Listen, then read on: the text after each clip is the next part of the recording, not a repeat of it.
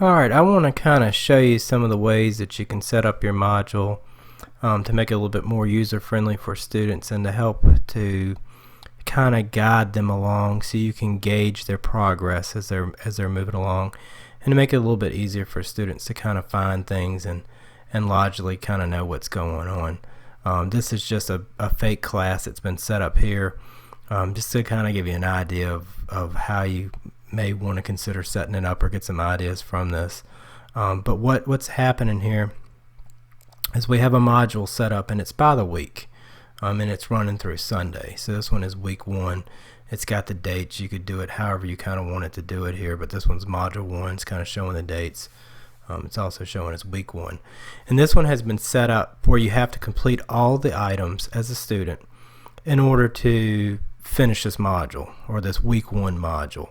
And you'd work through in order the way this one's set up, and it also has hitters on it, or some type of headline that kind of lets the student know, okay, this is Monday's assignment, so when I get these 2 things done, I'm ready for Tuesday's assignments. And these things will be great for the student until they get to that next thing for the next day as they've completed these things. Also, these modules have prereqs. So this one right here, you have to complete module 1 before it opens, and this module right here has been set up to open on a specific date. So this one won't open until a certain date, or this one has a prereq for it. So the way you set it up is you just go ahead and you create a module, you give it the name, kind of like we've done here. This one's by the week, and then when you click on these buttons right here, you hit edit, and edit kind of gives you the options. So you can do lock until if you want to, and that's a specific date. I'm not doing that with this first one. Okay, so this one is just going to be open, and you're just going to work yourself through.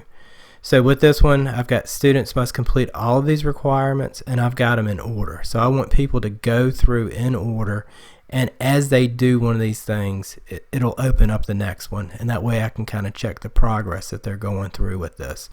So this right here, this 9/8/20, the directions page and the SEL, I've got mark as done. So when the student opens this up, they'll read it, it'll have what I want them to see in there, and then it'll be a button at the top that'll turn green that says done. When they click the done button, it will then take them to the Pear Deck.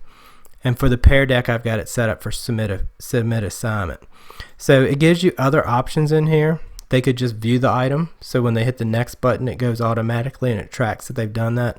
They have to hit the done button, or they have to contribute to the page. Okay, so you can set those up how you want to.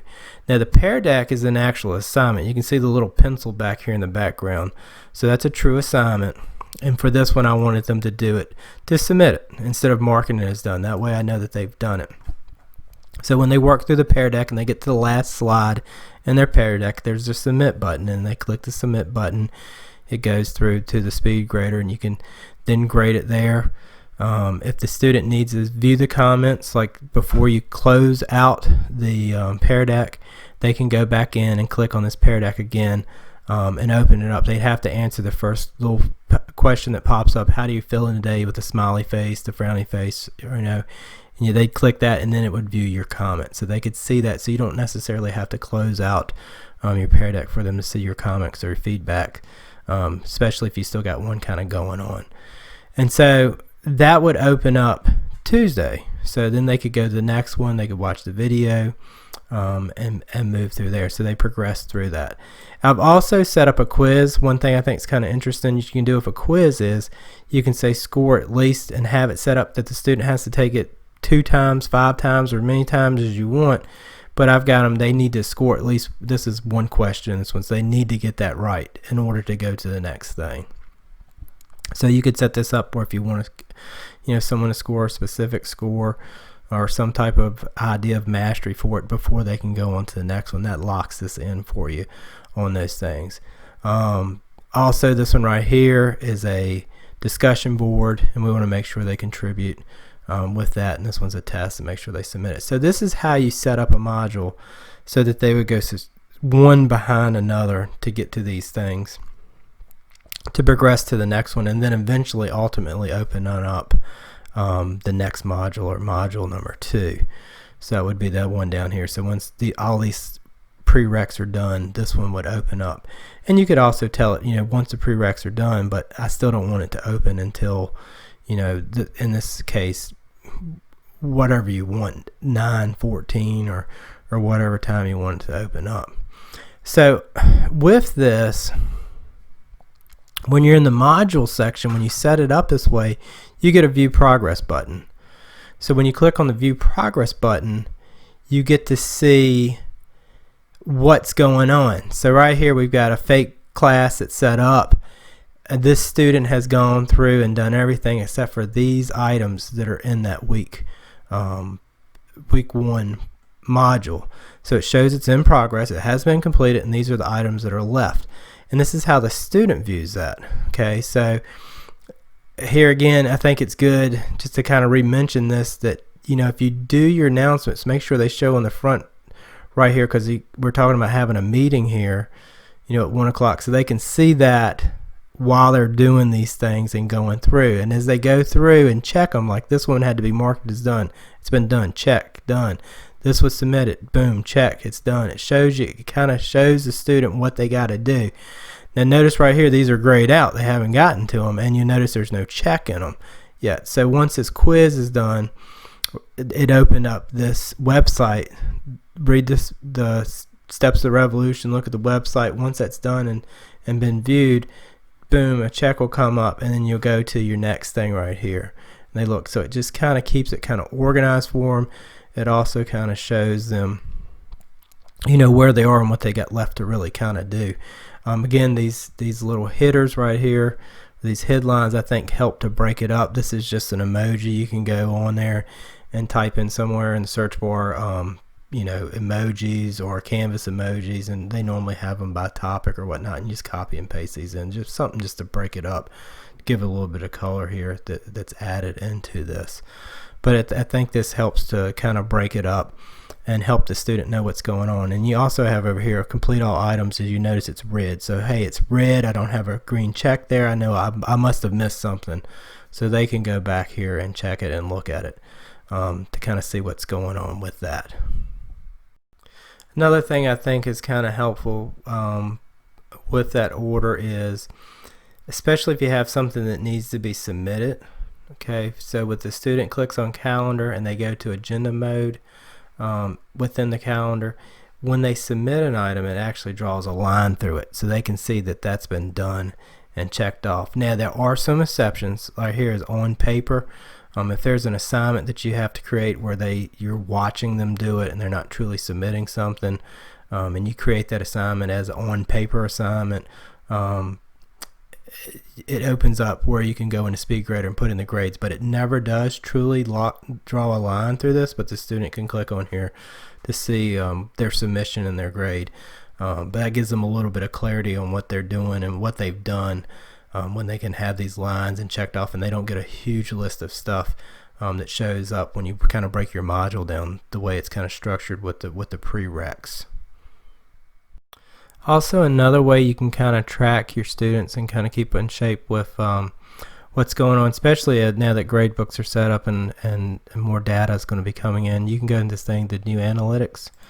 If you click on this, it'll show you what assignments you have in that course. It shows you whether you have assignments. As you create more discussion boards, that'll populate. As you create other things like tests, those will populate, and you can select whichever one you want. If you want just quizzes or just assignments, you can pick those and it'll show up here, so it kind of give you a gauge of what's going on with that. You can also email students that are missing work. If you had someone that was missing work, this is a fake class. It just doesn't have any missing work with the data. But if you had a kid that was missing an assignment, it would populate here for you on that section. Here it has 0 students. You could do it within a range, or you could do it whether it was a late work or not. Online activity kind of shows you, it gives you kind of a gauge to an extent of what's going on with pages per view. It has here the assignments, a Google form, those kinds of things, how many views you've seen. Here again, this isn't a real course, so these numbers are going to be low with this. You can also look at it by student, and this is a new thing that has shown up in the last week or so. It gives you a report missing assignments were at night. But if you run the report on this, and of course if there's more data in here, it comes out better. You click to run the report. There's not enough data in here. It'll pull up now. This has actually started working. It pulls up now a Microsoft Excel sheet, and it gives you that information through an Excel spreadsheet. But this is another way you can kind of gauge what you've got going on, kind of give you a quick pulse of the classroom. Another thing that you can do to help kind of organize yourself and kind of keep a gauge on students is you can organize your assignments into groups. I've created here an assignment classwork group, a quiz group, a test group, and a homework group. Since we've gone to total points, this will help you kind of organize your points that you have. It doesn't change your grades or anything, but it just makes it a little bit neater for the kids. It helps to keep you get things kind of more organized. And to create one of these groups is really simple. So chances are, if you haven't created them yet, you click on assignments over here, and it's just dumped into assignments.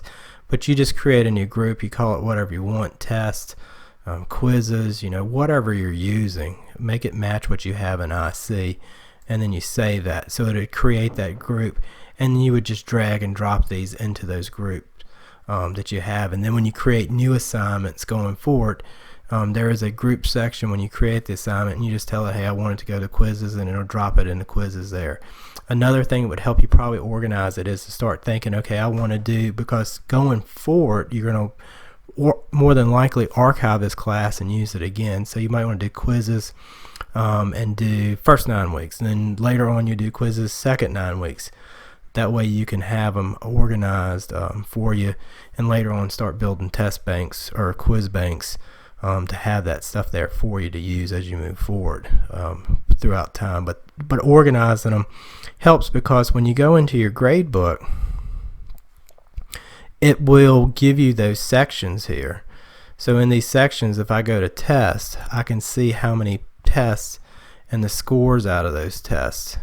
Kind of breaks it down for you. If I want to see my quizzes and the points that were given out of the quizzes, they go there. It helps me to organize those things.